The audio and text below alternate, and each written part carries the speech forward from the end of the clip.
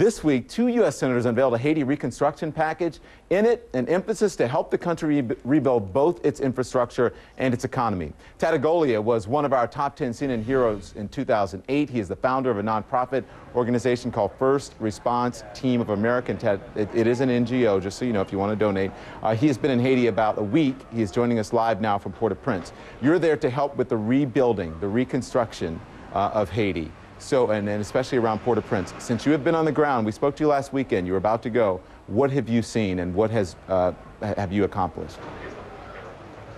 Well, Don, from being on the ground, we've quickly realized we're just on the brink of the rebuilding. There's still so many people here, hundreds of thousands of folks that need food, that need water, that need temporary shelter, that need to get into some safe and secure environment within the next 6 to 9 months. So actually our equipment is going to be used to help get aid into areas. And I want to say, this is your equipment. We've got video, Tad, of your equipment coming in. How did it get over there? And again, these are pictures. Your equipment coming in. So once it got there, take us through what happened. Well, Don, once it's gotten here, we've taken it off the barge. We've put it in a safe and secure area. We've decided that we're going to bring the equipment to a city called City Soleil, where there's 200,000 people.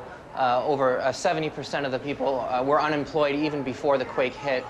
There's a need to get doctors in there and medical supplies and food and water and tents. We've identified a compound where there's a wall that has fallen. We're going to clear that area, use local workers to build a new wall, and then an organization called Samaritan's Purse is going to set up a medical facility there and bring in the emergency supplies that community needs. So Tad, listen, you do disaster recovery. This is your thing. This is why we honored you as a hero here on CNN.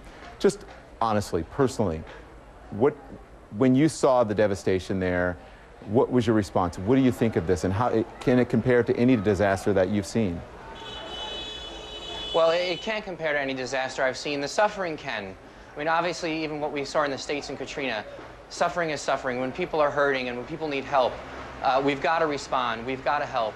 But yes, I'm sure you've heard it many times. This is just a catastrophic, devastating situation that we're dealing with here. The amount of people that are displaced, the amount of people that are in need of emergency care it's almost hard to wrap your mind around it.